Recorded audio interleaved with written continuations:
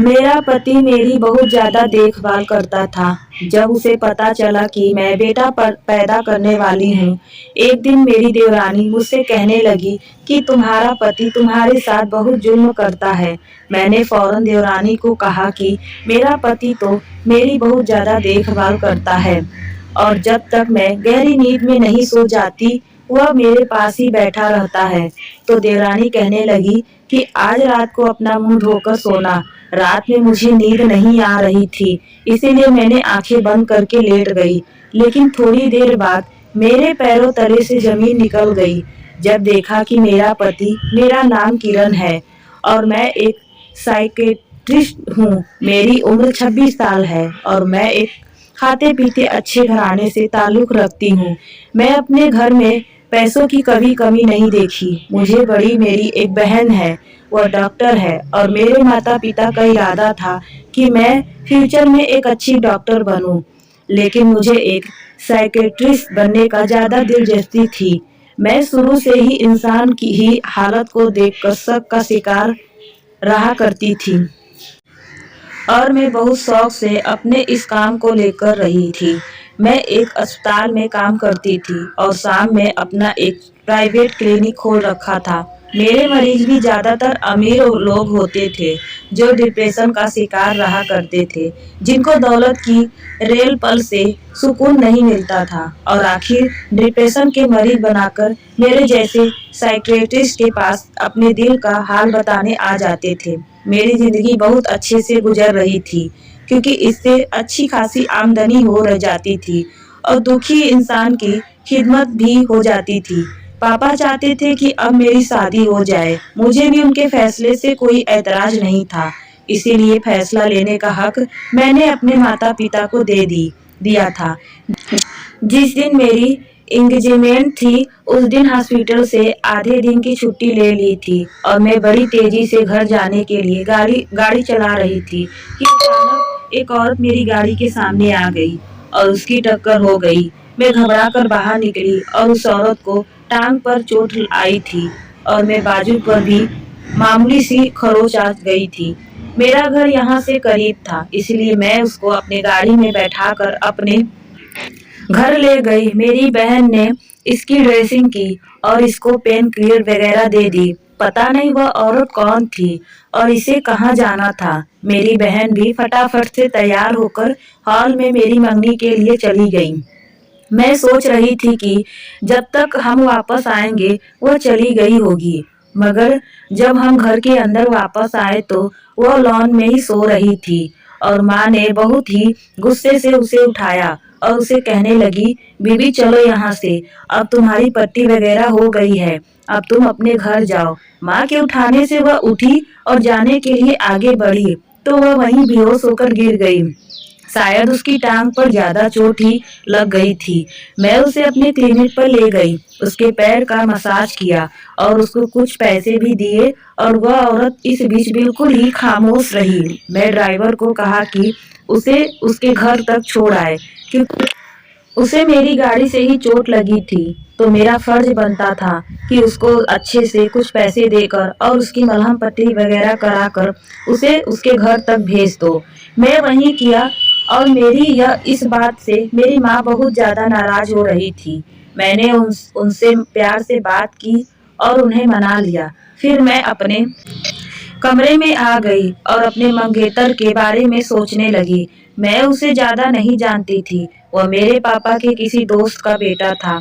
मैंने उसे आज पहली बार देखा था और देखने में वह एक शरीफ आम आदमी लगता था, इसीलिए मुझे माँ और पापा की पसंद पर कोई शक नहीं हुआ। मेरी शादी के 1 महीने बाद तय हुई। मेरी मम्मी के कुछ दिनों बाद ही की बात है कि जब मैं हॉस्पिटल में इस औरत को देखा जिसका मेरी गाड़ी से एक्सीडेंट हुआ था। वह वहाँ दवाई लेने आई हुई थी। मैंने उसे अपने पास बुलाकर उसका हाल चाल पूछा और खुद दवाई लेकर उसे दे दी। वह कुछ दिनों तक वहाँ आती रही। इसी दौरान मेरी उससे अच्छी खासी बातचीत होने लगी थी। फिर उसने आना छोड़ दिया और मैं भी अपनी जिंदगी में बिजी हो गई। शादी से पहले 2-3 बार मेरे मंगेतर से मुलाकात हुई, तब मैं सोच में पड़ गई थी, वह मुझे ज़रूरत से ज़्यादा ही अच्छा लगा था या फिर मेरे सामने अच्छा बनने की कोशिश कर रहा था। मैं समझ नहीं पा रही थी कि घर आकर जब मैं अपनी माँ को यह सब कुछ बताया तो मेरी माँ कहने लगी, तुम बेकार ही उस पर शक कर रही हो। उसका पूरा खानदान बहुत अच्छा और शरीफ है। मैं भी अपनी माँ की बात मानकर सब कुछ हालात पर छोड़ दिया। सोचा जो होगा देखा जाएगा। मेरे माता पिता मेरे लिए जो भी करेंगे अच्छा ही करेंगे। देखते ही देखते मेरी शादी का दिन भी आ गया। पता नहीं क्यों लड़कियों को शादी के नाम पर जो खुशी होती है वह मुझ में कहीं नहीं थी। मैंने बहुत खुश होने की कोशिश की लेकिन मैं किसी रोबोट की तरह ही रुखसत हो गई जिसके अंदर कोई खुशी ही नहीं थी। लेकिन मेरे सारे एहसास अपने ससुराल में कदम रखते ही जाग उठे जब मैं मेरे सामने रस्म करती एक लड़की को देखा और उसे देखकर मैं हैरान रह गई। वह वही लड़की सविता थी जो मुझे अस्पताल में मिलती रहती थी, वही जिसका एक्सीडेंट मेरी गाड़ी से हुआ था। मैंने उसे देखते ही उससे पूछा कि तुम यहाँ? वह भी मुझसे यही कहने लगी कि मैं भी आपके यहाँ देखकर हैरान हो रही हूँ। आप इस घर की नई बहू हैं, मैं आपकी देवरानी हूँ। उसकी बात सुनकर कुछ चौंक गई क्योंकि मेरी देवरानी तो कोई और जो मेरे देवर के साथ साथ भी थी। फिर ये लड़की कौन थी जो खुद को मेरी देवरानी बता रही थी? मुझे कुछ समझ में नहीं आया। इससे पहले मैं उसे अपने सवालों का जवाब मांगती, मेरी सास ने आगे बढ़कर मुझे कहा, बातें तो बाद में भी होती रहेगी, अभी पहले रस्म कर लेते हैं। मुझे लोग अंदर कमरे में लेकर चले गए। इस घर में जो कुछ हो रहा था वह मेरे लिए बहुत हैरान कर देने वाला था। पहले तो यह बात मुझे खटक रही थी कि बड़े भाई की शादी अभी हुई नहीं थी और छोटे भाई की पहले ही हो गई थी और अभी मुझे यह पता चला था कि मेरे देवर की दो पत्नी है और यह बात मेरी सास ने छुपा रखी थी। शादी की रात मेरा पति मेरे कमरे में आया। उसने मुझे दुआ सलाम की और तमीज में मेरे पास बैठ गया। यह देखकर मुझे खुशी हुई कि चलो मेरा पति एक अच्छा और शरीफ आदमी है। मैंने उससे सबसे पहले सवाल सत्ता के बारे में किया। मेरे पति ने मुझे बताया कि वह मेरे भाई की पहली पत्नी है। मैंने हैरानी से उनसे पूछा कि पहली पत्नी के होते हुए दूसरी पत्नी की क्या जरूरत पड़ गई आपके भाई को? सविता का भला चेहरा मेरी आंखों के सामने आने लगा जिस पर इतना बड़ा जुल्म हुआ था। मेरा पति मुझसे कहने लगा कि मैं तो 1 महीना पहले ही विदेश से यहाँ पर आया हूँ, इसीलिए घर के मामले के बारे में मैं कुछ नहीं जानता, ना ही किसी के पर्सनल लाइफ में इंटरफेयर करने का मुझे शौक नहीं है। अब तुम आज गई हो तो ना खुद पता लगा लेना। मैं मुस्कुराने लगी। मैं एक साइकेट्रिस्ट थी लेकिन इस घर में आकर मैं खुद ही उलझ कर रह गई थी। इस घर के लोगों की हालत क्या समझती, मेरी हालत खुद उलझ कर रह गई थी। मेरी सास और मेरी देवरानी ज्यादातर सविता पर जुल्म करती थी। इस पर मुझे बहुत गुस्सा आता था। वह बेचारी सुबह सवेरे उठकर घर के काम करने शुरू कर देती थी, मगर फिर भी घर का कोई भी आदमी उससे सीधे मुंह बात तक नहीं करता था। बेचारी बहुत ज्यादा सीधी सादी थी, किसी के आगे अपनी जुबान तक नहीं खोलती थी, लेकिन उसका पति तक उसे कुछ नहीं समझता था। मैं सविता से पूछा कि आखिर यह सब क्या है? तुम्हारे पति ने तुम्हारे होते हुए दूसरी शादी क्यों कर ली? तो बेचारी वह रोते हुए कहने लगी कि मैं अजीत को बचपन से मंगेतर हूँ, मगर वह किसी और को पसंद करने लगा, इसीलिए मुझसे शादी से मना कर दिया। मैं यतीम थी, इसीलिए दादी ने मेरा ख्याल रखने की वजह से जबरदस्ती मेरी शादी इससे करवा दी थी। लेकिन इस आदमी ने और उसकी माँ ने मुझे कभी भी अपना नहीं समझा और दादी के देहांत के बाद ही इसने अपनी पसंद की लड़की से शादी कर ली।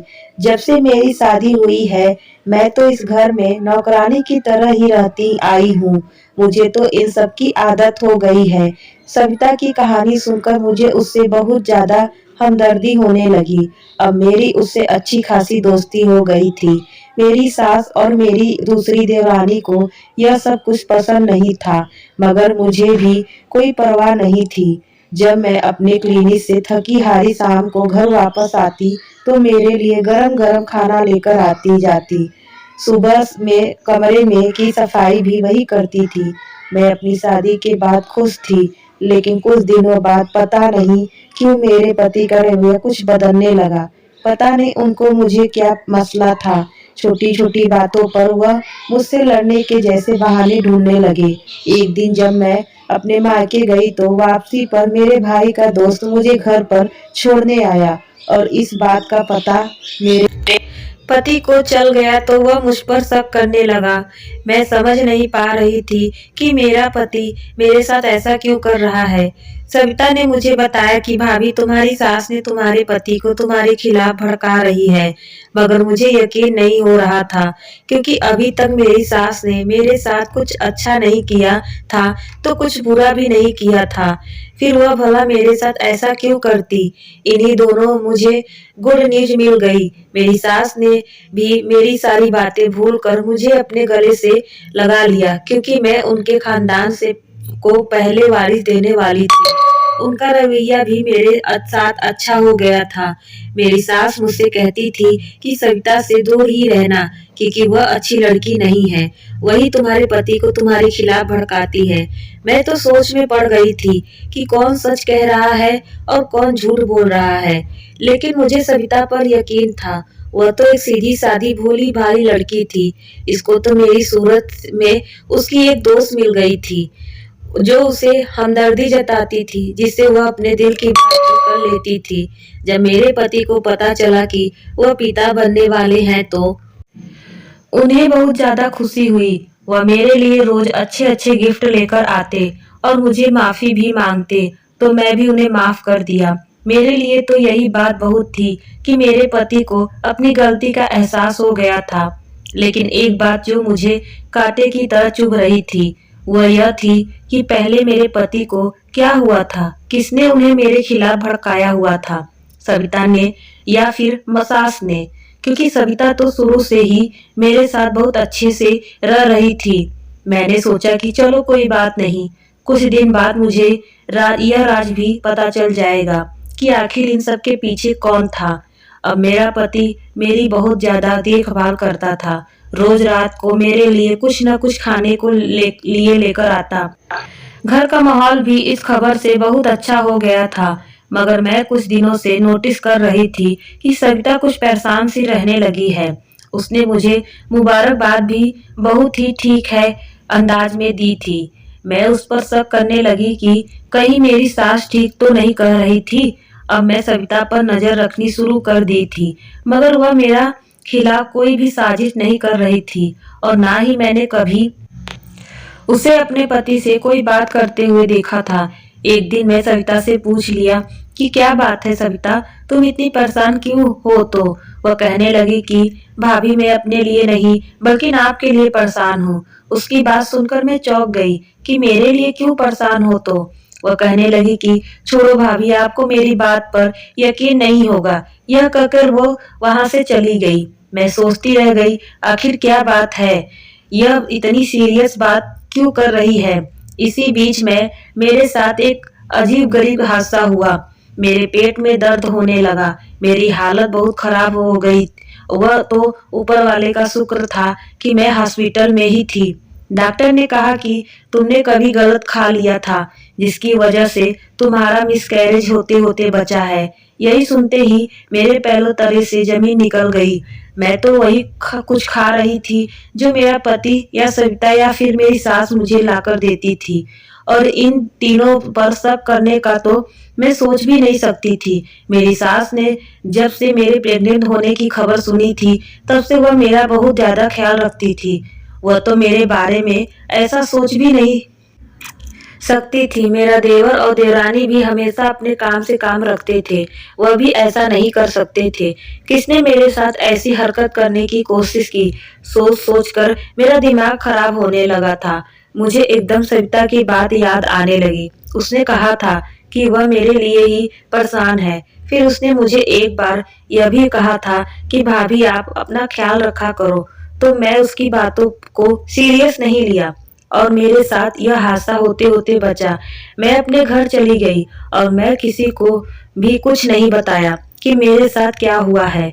मैं जाती यही सविता के पास गई और उससे पूछने लगी कि तुम क्या कर रही थी? मेरे साथ कोई गलत करने की कोशिश कर रहा है।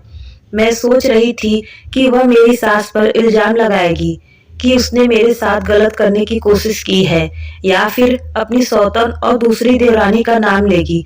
मगर उसने जिसका नाम लिया वह सुनकर मुझ पर तो आसमान टूट पड़ा और मैंने उसको पीछे की तरफ से धक्का दे दिया, जैसे मुझे उसकी बात पर यकीन नहीं आ रहा हो। वह कहने लगी कि भाभी आपका पति ही आप पर जुल्म करता है। पर मैंने अपने देवरानी से कहा कि ऐसा नहीं हो सकता। मेरे पति मेरे साथ कुछ गलत नहीं कर सकते। वह मेरी बहुत ज्यादा देखभाल करते हैं। वह रात को तब तक नहीं सोते जब तक मैं गहरी नींद में नहीं सो जाती। इतना ख्याल रखते हैं। सविता ने मुझे कुछ कहने वाली थी कि मैं गुस्से से वहां से उठकर अपने कमरे में चली आई। मुझे उसकी बात पर बिल्कुल भी भरोसा नहीं हुआ। मेरा पति मेरे साथ ऐसा कैसे कर सकता है? वह तो इतना खुश है और मेरी इतनी देखभाल भी करता है, मुझे इतना प्यार करता है। वह ऐसा कुछ कर ही नहीं सकता। मैं सविता की बात पर भरोसा नहीं किया और उससे बातचीत करनी खत्म कर दी। एक दिन जब मैं अपने हॉस्पिटल जाने लगी तो वह कहने लगी कि भाभी आपको मेरी बात पर भरोसा नहीं है, लेकिन सच यही है, आपका पति ही जो है आप पर जुल्म करता है। यह जो आपकी इतनी देखभाल करता है वह सब कुछ एक नाटक है। उसे यह बच्चा नहीं चाहिए। मैं खुद उस फोन पर बात करते हुए सुना था। वह रोते हुए मुझसे कहने लगी कि भाभी मेरी बात पर यकीन करो, मैं हरगिज भी झूठ नहीं बोल रही हूँ। मुझे आपसे झूठ बोलकर क्या मिलेगा? मैं तो आपके भले के लिए ही कह रही हूँ। मैं अपने दिल में सोचा कि यह तो मेरे साथ भला कर रही है। उसे मेरे पति के खिलाफ झूठ बोलकर आखिर क्या मिलेगा? उसका क्या फायदा होगा? मैंने उससे कहा कि चलो ठीक है, मैं अपने पति पर नजर रखूंगी। अब मैं अपने पति की हर हरकत पर नजर रखनी शुरू कर दी। वह क्या करता है, किससे बात करता है और कहाँ जाता है, किससे मिलता है, मैंने उसकी हर सब हरकतों पर ध्यान देना शुरू कर दिया। लेकिन मुझे ऐसा कुछ भी नहीं पता नहीं चला कि जिसके बलबूते पर मैं उस पर कोई शक करती। वही इस तरह मेरी देखभाल करता, मेरे लिए रोज नई नई चीजें खाने के लिए लाता था। यहाँ तक कि उसने अपने होने वाले बच्चों के लिए भी अभी शॉपिंग करने की शुरू कर दी थी। मैंने छुट्टी वाले दिन भी उसे कहीं बाहर जाते हुए नहीं देखा। उसका फोन भी चेक किया, लेकिन सब कुछ ठीक था। शायद सविता को गलतफहमी हुई होगी, वह बिना वजह की शक कर रही है। मैंने उसे सख्ती से कहा कि आज के बाद मेरे पति के खिलाफ तो मुझे कोई भी बात मत करना। मैं तुमसे कोई भी ऐसी वैसी बात नहीं सुनो। मैंने उसे बहुत गुस्से में यह बात कही थी। वह रोने लगी और कहने लगी कि भाभी तुम तो घर में आने से पहले ही मुझे जानती हो, मेरी आदत को अच्छे से जानती हो। मैंने कभी अपने पति और सौतन के खिलाफ आपको कुछ नहीं बताया, तो तुम्हारे पति के खिलाफ अपनी तरफ से क्या बातें क्यों करूंगी? मैं सच कर रही हूँ, वह तुम्हें धोखा दे रहा है। तुम्हें मेरी बात पर भरोसा नहीं है तो एक काम करना, आज रात अपना मुंह धोकर सोना, तुम्हें अपने पति की सारी सच्चाई पता चल जाएगी। मैं राजी हूँ और कहा ठीक है, तुम्हारे कहने पर यह भी कर लेती हूँ। रात को अपने पति के आने से पहले मैंने अपना मुंह धो लिया और लेट गई। उसने रोज की तरह ऑफिस से आने के बाद मेरे पास बैठकर मेरा सर दबाया और मैं आंखें बंद कर ली थी ताकि उसे ऐसा लगे कि मैं गहरी नींद में सो चुकी हूँ, जैसे मेरे साथ रोज होता था। लेकिन आज मुझे नींद नहीं आ रही थी। मैं जाग रही थी ताकि मैं अपने पति का राज जान कर सकूं।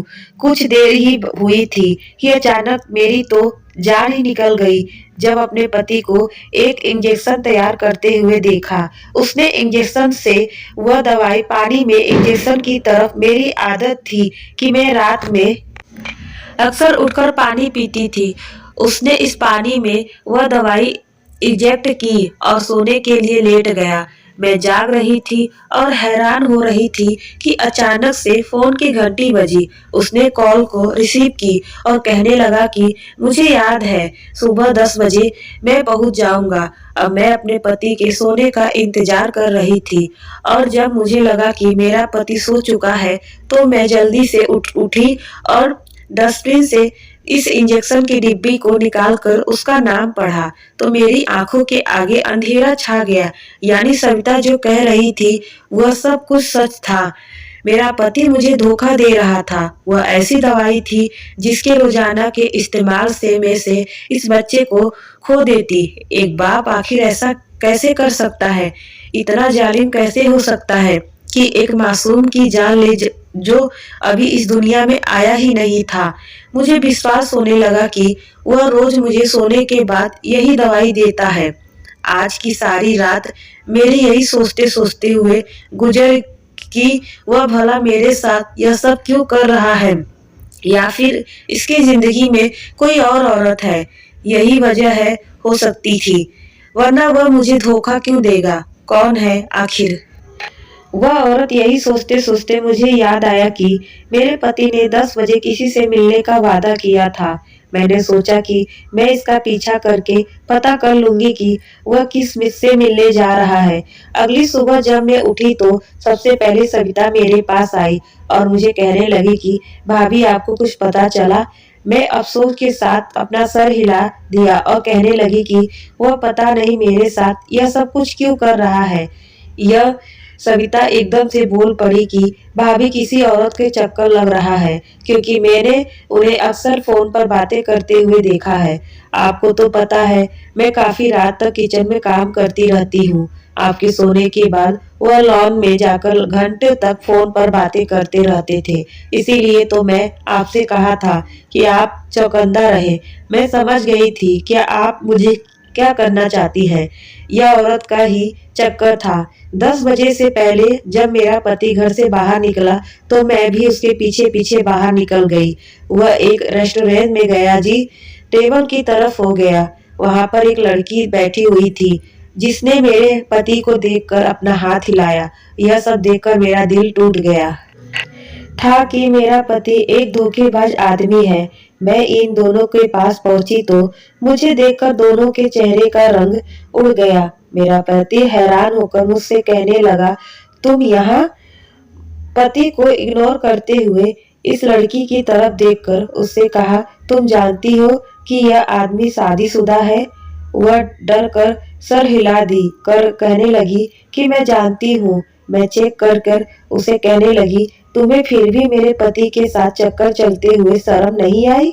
मेरा पति घबरा गया और मुझसे कहने लगा कि तुम गलत समझ रही हो, ऐसा कुछ भी नहीं है। मैंने उसकी कोई बात नहीं सुनी और रोते हुए वहां से घर आ गई। मुझे कुछ समझ नहीं आ रहा था कि अब मुझे क्या करना चाहिए। सविता मेरे पास आई और मुझसे कहने लगी कि भाभी, आपको कुछ दिनों के लिए नाराज होकर अपने घर चले जाना चाहिए। आपके पति को भी तो पता चले और वह आपसे माफी मांगे। मैं अपने कमरे में आई और अब मैंने अपना सामान पैक करना शुरू कर दिया। जब तक मेरा पति घर आया तब तक मैं अपने घर चली गई थी। मुझे पूरी उम्मीद थी कि मेरा पति मुझे मनाने जरूर आएगा, मगर 2 हफ्ते गुजर गए थे लेकिन किसी को कोई खबर नहीं मिली थी। मैंने भी गुस्से में उन्हें फोन नहीं किया। अब तक जो कुछ भी हुआ था वह बहुत बुरा हुआ था, लेकिन मुझे एक बात समझ में नहीं आ रही थी कि वह गलती पर होने के बावजूद भी मुझे लेने क्यों नहीं आया। जब भी मेरी सविता से बात होती और मैं उससे वहाँ के बारे में पूछती तो वह मुझे यही कहती कि भाभी, अभी यहाँ मत आना, यहाँ की हालत बहुत खराब है। उसके बाद सुनकर मैं जाते जाते रुक जाती थी। एक दिन मेरी तबीयत खराब हुई तो मैं अपने कनीज के साथ हॉस्पिटल गई। वापसी पर हम दोनों को भूख लगने लगी तो कहने लगा कि चलो ऐसा करते हैं कि यहाँ कुछ खा लेते हैं। हम दोनों एक रेस्टोरेंट में आ गए। वहां बैठकर जैसे ही मैं इधर उधर नजर घुमाई तो मुझे अपना पति नजर आया। वह सविता के साथ बैठकर खाना खा रहा था। यह मंजर देखकर मेरे पैरों तले से जमीन निकल गई। मैंने अपना फोन निकाला और सविता को फोन मिलाया। मैं जानना चाहती थी कि वह मुझसे सच बोलती है या फिर झूठ, क्योंकि उसने अपने पति के साथ देखकर मेरे होश उड़ गए थे। जब मैं उससे पूछा कि सविता तुम कहाँ हो, तो वह कहने लगी, भाभी आपके पति यानी मेरे जेठ जी के साथ बाहर आई हूँ, क्योंकि घर में उनसे बात नहीं कर सकती। मैं हैरानी से पूछा कि कैसी बात, तो कहने लगी, भाभी तुम्हारी बात है ही करूंगी। मैं उन्हें यहाँ यह बात समझाने लाई हूँ कि वह आपको मनाकर घर वापस लेकर आ जाए। मैं फोन काट दिया और मैं खुद पर शर्मिंदा होने लगी कि मैं क्यों सविता पर शक किया। मैं अपने पति के सामने नहीं जाना चाहती थी, इसीलिए मैं वहां से उठकर गई। दिन ऐसे ही गुजर रहे थे। एक महीना गुजर गया था, मगर ससुराल वालों की कोई खबर नहीं थी। माँ ने मशवरा दिया कि एक बार को जाकर देखो कि वहां पर क्या चल रहा है। मेरी हालत ऐसी नहीं थी कि मैं अकेली जाती। मम्मी ने कनीज को बुलवाया कि जाओ बहन को छोड़कर आओ। मैं उसके साथ अपने घर में गई। घर में शायद कोई नहीं था, हर तरफ खामोशी थी। मैं अपने कमरे में गई। जैसे ही मैंने दरवाजा खोला तो अंदर का मंजर देखकर मेरी जान निकल गई। मेरे पति ने सविता के हाथ पकड़े हुए थे और वह कह रहे थे कि तुम अपने पति से तलाक ले लो, हम दोनों एक दूसरे से शादी कर लेंगे। मैं तालियां बजाई और कहा कि मेरे पीठ पीछे यह सब कुछ चल रहा था। अपने पति से ज्यादा हैरानी मुझे सविता पर हो रही थी कि वह कैसे मेरे पीठ पीछे यह सब कुछ कर रही थी। उसने मेरे साथ धोखा किया था। वह मुझे देखकर बेहद घबरा गई। वह मेरे पास से निकलकर बाहर जाने लगी थी, तो मैंने उसका हाथ पकड़कर उसे रोक लिया और कहा कि तुम कहाँ जा रही हो? सारा खेल तो तुमने ही शुरू किया है। आप सच्चाई बताए बिना कहाँ भाग रही हो? शोर सुनकर मेरी सास और देवर भी अपने कमरे से निकलकर आ गए। मैंने कहा, पूछिए इस सविता से। मेरे पति के कमरे में उसके हाथ में हाथ दिए क्या कर रही थी? सविता अब ठीक से खड़ी हुई और कहने लगी, तुम्हारा पति था मगर अब नहीं हो रहेगा। यह अभी तुम्हें तलाक दे देगा। मैं भी उससे कही कि अभी इस हालत में तलाक नहीं हो सकती और तलाक तुम्हें खुद लूंगी, मगर पहले तुमसे पूछना चाहूंगी कि मेरा घर खराब क्यों किया? मेरा पति गुस्से में कहने लगा कि तुम्हारा घर सविता की वजह से नहीं, बल्कि तुम्हारे इस आशिक की वजह से बर्बाद हुआ है, जिसके साथ तुम इस वक्त खड़ी हो। उसने मेरे साथ आए कनीज को देखकर कहा तो मैं दंग रह गई कि वह क्या कह रहा था। ऐसा कैसे सोच सकता है? मैंने एक नजर उसको देखा और अपने कनीज का हाथ पकड़कर कहा कि जिसके साथ तुम मुझे जोड़ रहे हो वह मेरा भाई है। यह सुनकर मेरे पति ने भी यकीन से सविता को देखा, जो नजरें चुरा रही थी, और कहने लगी, मगर सविता ने तो कहा था कि अब मुझे सारा खेल समझ आ गया था। सास ठीक कह रही थी, वह सविता ही थी जो शुरू में इस खेल में शामिल थी। मैंने अपने पति से कहा, यह आपको मेरे खिलाफ और मुझे आपके खिलाफ करती रही। इसके कहने पर ही मैं घर छोड़कर गई थी। इसने कहा था कि तुम्हारा पति तुम पर जुल्म करता है। सविता की तो हालत ही खराब हो गई थी। वह सोच रही थी कि किसी तरह यहाँ से भाग कर चली जाऊं। मेरी सास आगे बढ़ी और उसे थप्पड़ मारते हुए कहा कि चुप क्यों खड़ी है? जवाब क्यों नहीं देती कि यह सब तुमने क्यों किया है? वह एकदम से जोर से चिल्लाई और कहने लगी कि हाँ हाँ, मैंने यह सब कुछ किया है। इस सारे खेल के पीछे मैं ही थी। मैं चाहती थी कि दोनों का घर बर्बाद हो जाए। बचपन से अपने साथ नाइंसाफी होते देखते आ रही हूँ। हर कोई मुझसे ज्यादा इस घर में बेटों को अहमियत देता है। ना मेरे माता पिता को कोई पूछता था, ना उनके मरने के बाद किसी ने मेरी फिक्र की। मैं बचपन से ही अजीत को पसंद करने लगी थी, मगर यश दूसरे देश चला गया। इसके जाने के बाद दादी ने जबरदस्ती मेरी शादी घर के छोटे बेटे से कर दी, ताकि मैं अपने पापा की जायदाद लेकर कहीं चली न जाऊं। मगर सब लोग मेरे साथ अच्छा बर्ताव करते तो मेरे अंदर यह नफरत पैदा ही नहीं होती। मुझे तो कभी इस घर की बहू ही नहीं माना गया, बल्कि मेरे पति की उसकी पसंद से दूसरी शादी करवा दी गई। मैं तो यहाँ एक नौकरानी बनकर रह गई। जब यह बाहर से आए तो मेरी पुरानी मोहब्बत जाग उठी, लेकिन मेरे सोचने से पहले ही मेरी सास ने इसकी शादी तुमसे करवा दी। मैं इसे अपनी मोहब्बत के बारे में कुछ बात ही नहीं कर सकी। वही तो मेरे साथ अच्छे से पेश आता था। जब जब सब लोग मेरे खिलाफ होते थे तो वह एक वही था जो मेरी हिमायत करता था। इसलिए अभी मुझे अपनी जिंदगी में चाहिए था। मेरी सास ने मुझे मंगनी पर ले जाने से मना कर दिया। उसी दिन मैंने सारी प्लानिंग शुरू कर दी थी। मुझे कैसे इस लड़की को इस घर से निकालना है। मैं मंगनी वाले दिन जानबूझकर इसकी गाड़ी से टकराई थी और फिर हॉस्पिटल में भी जानबूझकर उसे मिलती रही, ताकि इन दोनों की शादी से पहले हमारे अच्छे से जान पहचान हो जाए और वह मुझ पर आंख बंद करके भरोसा करने लगे। जैसे ही किरण दुल्हन बनकर इस घर में आई, मैंने अपने प्लान पर काम करना शुरू कर दिया। उसे अपनी सास और सौतन के खिलाफ करना शुरू कर दिया। साथ ही मैं अजीत को भी इसकी पत्नी के खिलाफ करना शुरू कर दिया। अजीत मेरी बात पर बहुत ज्यादा भरोसा करता था, इसीलिए उसका मूड अपनी पत्नी की तरफ से खराब रहने लगा। मैंने उससे कहा कि तुम्हारी पत्नी अपने कजिन से शादी करना चाहती थी, इसीलिए वह तुम्हारे साथ खुश नहीं है। जल्दी सी मैं इसको इसकी पत्नी के खिलाफ इतना चढ़ा देती कि वह अपनी पत्नी को तलाक दे देता, लेकिन इससे पहले ही किरण को प्रेगनेंसी की खबर मिल गई। अब वह अपने बच्चों की खबर सुनते ही सब कुछ भूल गया और अपनी पत्नी पर पहले की तरह भरोसा करने लगा। यह देखकर मुझे लगा कि सब कुछ खत्म हो गया है। इसीलिए अब मैंने सोचा पत्नी को उसके पति के खिलाफ करना पड़ेगा।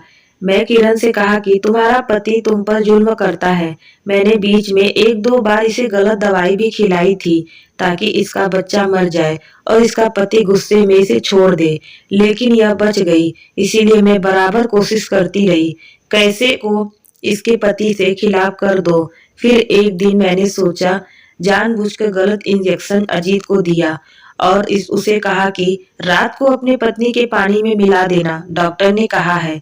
और दूसरी तरफ मेरे कहने पर किरण उस दिन जागती रही और उसने अपनी आंखों से अपने पति को वह इंजेक्शन पानी में मिलाते हुए देख लिया और उसका शक पक्का करने के लिए अगले दिन मैंने अपने दोस्त को अजीत से मिलने के लिए भेज दिया और कह दिया कि उसे नौकरी की जरूरत है।